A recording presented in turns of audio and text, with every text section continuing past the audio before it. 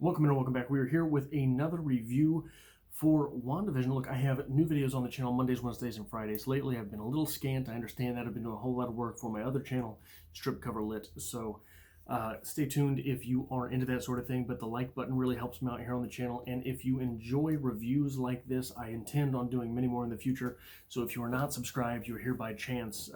If you like what goes on in this episode, the types of things that I talk about, consider hitting that subscribe button and sticking around for a little while.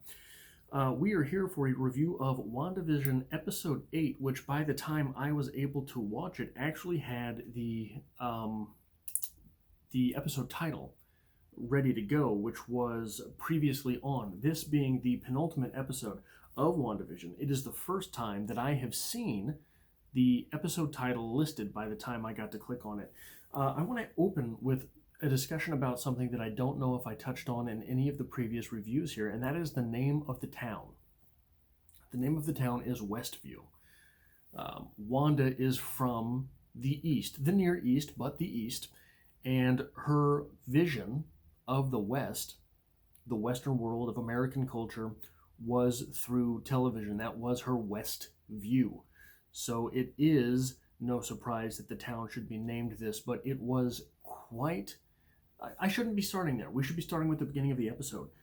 The very, very beginning, in fact, prior to the beginning, the previously on section, we got a shout out to Wanda's parents. Now, maybe this is because we ended up seeing Wanda's parents in the episode, but maybe it's because we are to understand at some point, I think we had some finger pointing at the fact that Wanda is not just a magic user, that Wanda is a magic user who is so special because she is a mutant. In fact, I think that the very first time we had Wanda referenced as a telepath at all in the MCU was in this series. I don't think she was ever referred to as a telepath before. Now, we had her doing the mind magic stuff, but I don't think she was ever referred to as a telepath. A telepath, I think in the Marvel Universe, is strictly a mutant ability. It is not called, I don't think, don't take me at face value, do your own research. I think that when you are using magic to look into other people's minds, it is not called in the Marvel Universe a telepathic ability.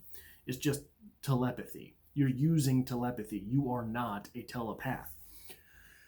That may seem a strange thing to denote, but I think what we're doing here is we are setting Wanda up as a mutant.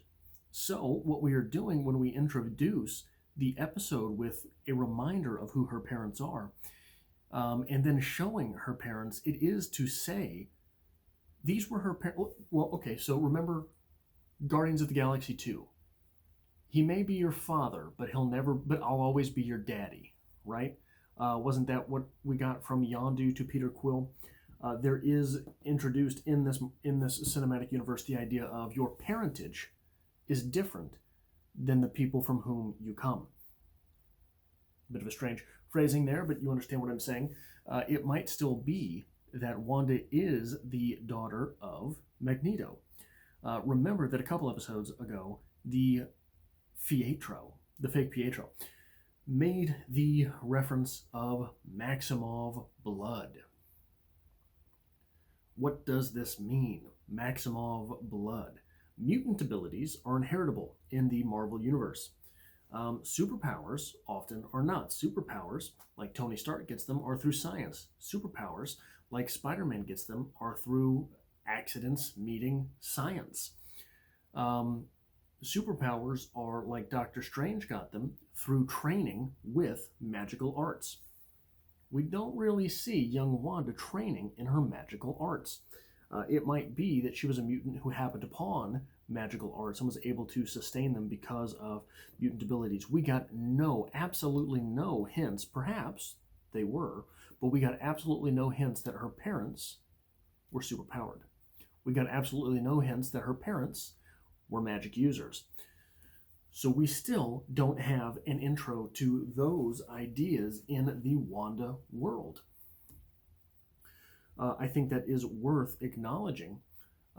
If we have these parents who seemingly loved both Wanda and Pietro being the mommy and daddy, mama, papa, but not the parents.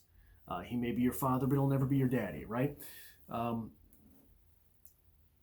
want to use that idea as a segue into the fact that I really do hope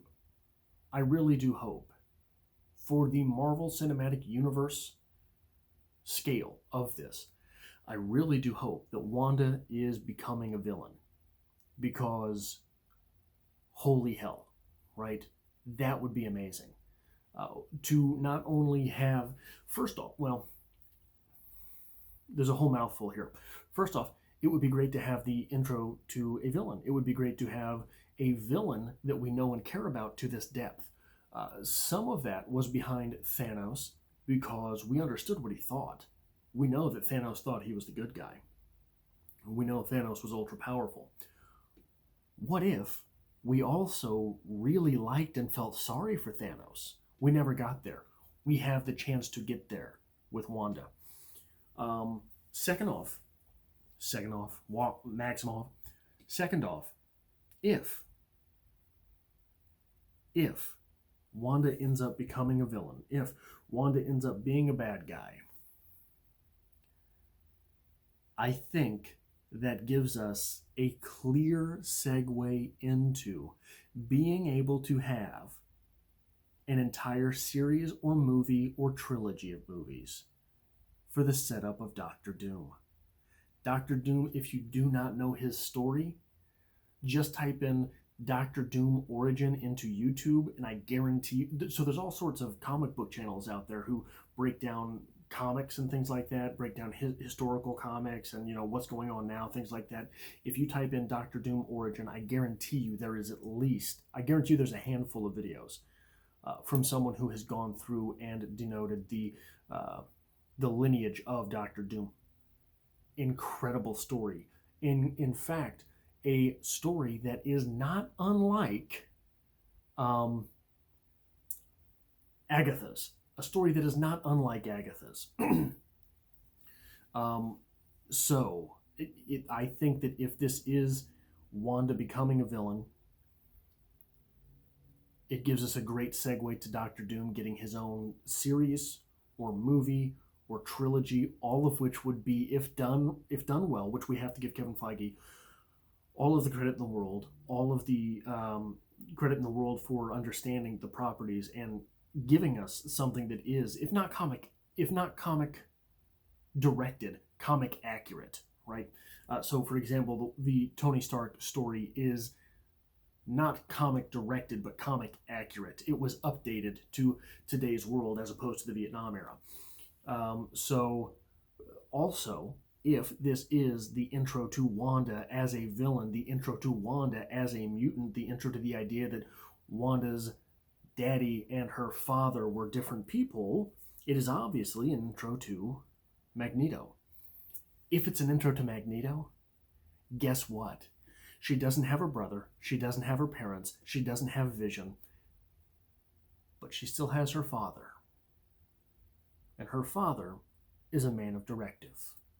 And her father is a man looking to create a world of his own, just as Wanda has. So there's so many things that could be set up here. Like I said, I will take last week's episode if what it gets us is this week's episode. I thought last week was awful, but this week, this was a fantastic episode. Despite the fact that it was the longest in the series so far, I believe, it was too short. What else do I have to talk about here? The flashback to her childhood. Did anyone else come real close to tears from that? Because everyone had everyone in their childhood had an again episode or movie. A comfort episode, a comfort TV show, a comfort movie. I think everyone had that. And anyone who grew up, I think, in tougher circumstances, close to a sibling, understood that feeling of, look, we don't get the good stuff very often. You want to go right back to this one? You son of a bitch. right? So that was what we got from Pietro. But wow, what a powerful, powerful scene and set of scenes. But that one I thought was excruciatingly beautiful. That was a great scene to have in this episode, a great scene to have. That's a scene that adds quality meat to the Marvel Cinematic Universe overall. And I think just taking a step back, what a what an incredible series of events in this series that adds to the overall breadth of the Marvel Cinematic Universe. Something that you almost are tempted to stop calling it the Marvel Cinematic Universe because it is so varied. This may become a genre of itself. Marvel might become a genre of itself in all of these subgenres that it entails. Not too long ago, I went back and watched the original Iron Man movie. I forgot how great it really is. There was a point in time in my life where that was my go-to movie. The Netflix and chill night, you put in Iron Man because she won't make up her mind. A morning where you're trying to get a bunch of stuff done before you get to go to the gym, you put Iron Man on because it makes you feel good. You know, what a great movie. What a fantastic movie. How different that is from Iron Man 2, which I think is underrated. I really like Iron Man 2, how different that is from Iron Man 3. And that's just a single trilogy. That's just the Iron Man trilogy. When you look at something like Guardians of the Galaxy, completely different than that. You look at something like Black Panther, as nuanced as that movie was, completely different than that. You look at the Avengers trilogy, quadrilogy? Quadrilogy? How do you refer to a four-pack of movies? I don't know. But how different all of this stuff is. And then we get something like WandaVision, which has had its low points for me. I keep going back to last week, but that episode was as schlock as it gets. There are so many things going on just in this series that I think it's tempting to stop referring to the comic book genre and just say Marvel. And it's tempting to not be able to use Marvel as a denotation because Marvel is so varied. How much work is being done in this series is incredible. And we have this is the penultimate episode, so we have next week to go still.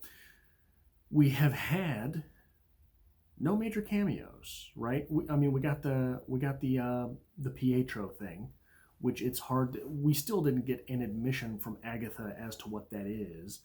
Transfiguration, she said. It was her eyes and ears, she said, but she couldn't bring the brother. But she could not bring the brother back from the dead because he was too far away and full of holes. So who is Pietro? I think if it is not an allusion to the multiverse, it was a bit of a cheap trick from Feige. I just have to throw that out there. But, okay, I'm willing to live with it. There has been nothing in this series so far that I am not willing to live with, so long as it has a payoff. A few other things to talk about. Back to the beginning of the episode. This was so good. I'm scatterbrained on this one. This is good stuff. The very beginning of the episode. How off-centered this is. What is going on here? The very beginning of the episode, that was the most radical opening to an episode. That would have been one of the best openings to a Marvel movie I've ever seen, where you are bringing Agatha out in front of her witch's coven. I thought there could have been a little bit more done there as far as she obviously knew who was taking her and where they were taking her, and it is her mother that speaks to her. Why not put a little bit more secrecy on there, unless you understand that the witches can understand, but if the witches do understand what's happening, why couldn't they foresee what's happening and get away from it? But I guess she didn't want to get away from it. I don't know. A lot of stuff going on there. Good stuff, though. Some Indiana Jones type gore when she sucks the power out of all those witches, right? The great scene. Please I can be good. No, you cannot. And then she murks her own mother. Like, I'm assuming that's an actual mother, not just a witch's coven mother type of title, right? I don't understand much about witches. I never went through a witch phase. But what a great scene.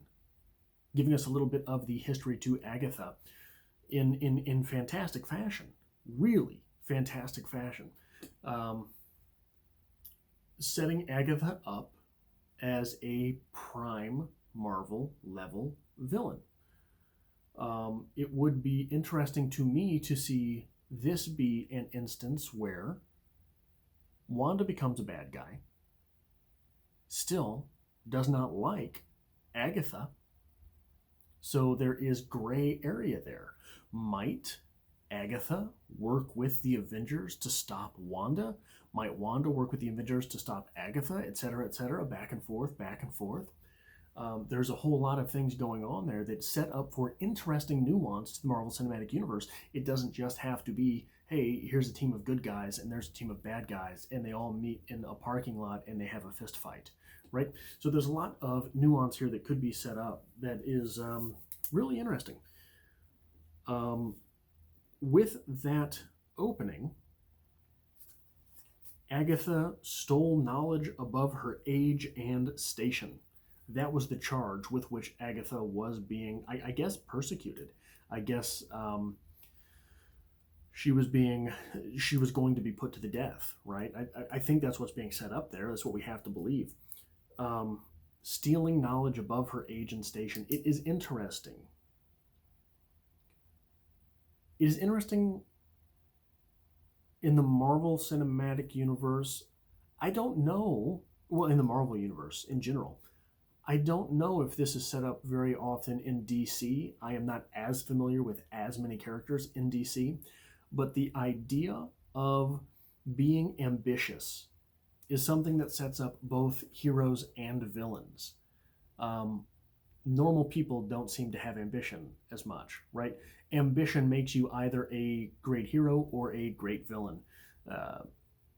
There are very few exceptions to this. So it is interesting to see. So, for example, all of the agents, Jimmy Woo, is that the agent's name? I don't remember it off the top of my head. Seems to want to do good, but does not have a whole lot of ambition. So he's not a prime player in this universe. Ambition seems to be the key ingredient in making a hero or a villain. Agatha stole knowledge above her age and station due to great ambition, wanting more power, wanting more influence, wanting more this or that. It is to be denoted, it is to be noticed that the Agatha power is purple. Purple is the power stone in the Marvel Universe. I didn't pay close enough attention to see if purple was the power stone in the Marvel Cinematic Universe. I don't remember. But if we're going by the comics, purple was the power stone. Not to say that this has to be going back to Infinity Stones, not to say that Agatha's power has to be reminiscent of that storyline in Marvel. But it is just, it's something to keep an eye on. That it was the power stone that was purple. Two more things I think to talk about. One's a small thing. When Wanda was being led through her past and there was the Hydra station and they were looking at how she developed her powers with the Infinity Stone with Hydra, there was the Doctor sitting there. Did anyone else, look, it's tempting to say you were supposed to get Professor X vibes there because he was bald. Don't think that's the case. I think you were supposed to get Dr. Cornelius vibes there. Dr. Cornelius was the doctor who experimented on Wolverine in order to get the adamantium bonded to his skeleton. So maybe not a great hint at mutants to go forward, but I think that there is nothing in this series. There's no reason for us to believe that anything in this series is unintentional. everything seems to be incredibly intentional in this series. So to have used someone who invokes those thoughts, and not only an actor who looks like Dr. Cornelius, but a setting that looks like the Weapon X program. All of these cold steel walls, the reinforced glass, all of this stuff. I think that we might actually be getting an intro to mutants here sooner than Kevin Feige was willing to tell us. But of course, we have the end credit scene, which was a scene of White Vision, a scene of Ghost Vision, a scene of the Vision being reanimated from the Stark bomb that Wanda used her power on. Is that what was going on there? I'm not 100% sure, but it looks like that's what was going on to me. It is going to be interesting to see what the personality of this Vision is. Is this classic Vision? Is this some type of reimagination of Vision? Is, obviously, this Vision is going to be used to combat Wanda. We've got a lot going on heading into this final episode. So, with the Vision back in the Marvel Cinematic Universe, we have an intro to several more storylines. We have an intro to new things they could be setting up. We have an intro to this.